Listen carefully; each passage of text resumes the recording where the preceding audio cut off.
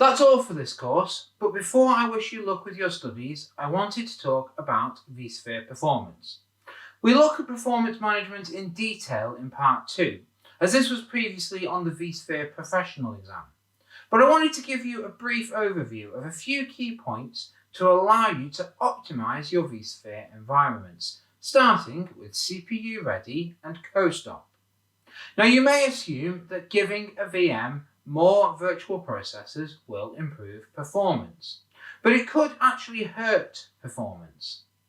For this example, we have a host with 2 quad-core CPUs, we have one VM with 6 virtual cores, and another with 4 virtual cores. Of course, both VMs have operating systems inside them that expect to have sovereignty over the CPU resources.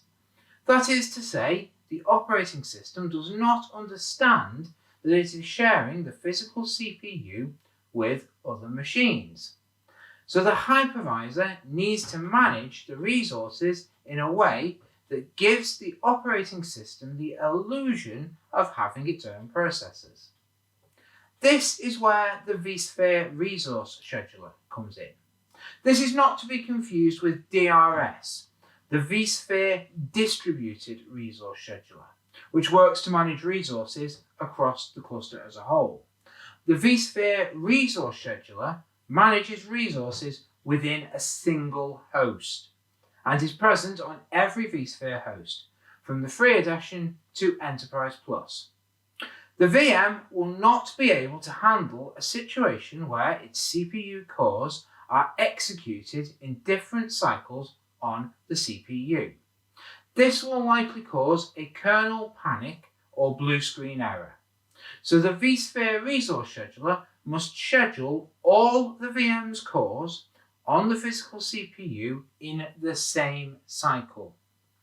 This means that all the VM's CPUs must be ready before it can do so. This leads to the first reason that too many CPUs can hurt performance.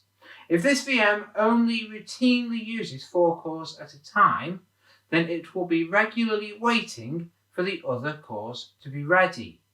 This is called co-stop. Since vSphere 3, we have a feature called Relaxed Co-stop, which allows vSphere to simulate the unused cores to mitigate this. But as you will see, this wastes resources and is only useful for mitigating incidental co-stop, for example, during quiet periods. Once all the cores are ready, the vSphere Resource Scheduler will schedule them simultaneously on the physical cores. However, what if our other VM is ready at the same time? The same rules apply to that VM. All 4 cores need to fit on the same physical CPU at the same time. But we cannot fit them currently, so this VM will have to wait until the first VM has finished executing. This is called CPU ready. In the meantime, we have 2 physical cores going unused. Of course, we can mitigate this by having another VM with only 2 cores, but the point is you are making the resource scheduler's job more difficult, and it is in your interests to make this job as easy as possible. And of course, this will become difficult to manage at scale. Assuming the second VM needs all 4 of its CPUs, this platform will likely see a performance improvement by switching the first VM to have 4 CPUs, as both VMs will be able to execute simultaneously.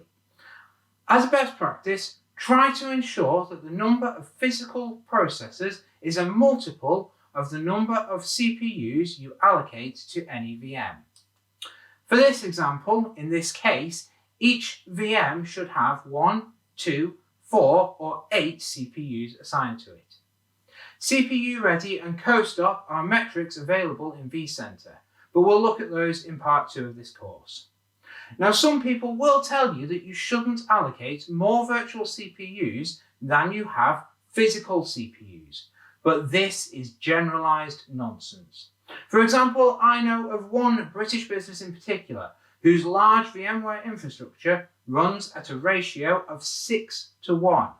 And looking online, you'll see examples of people running ratios as high as 10 to 1.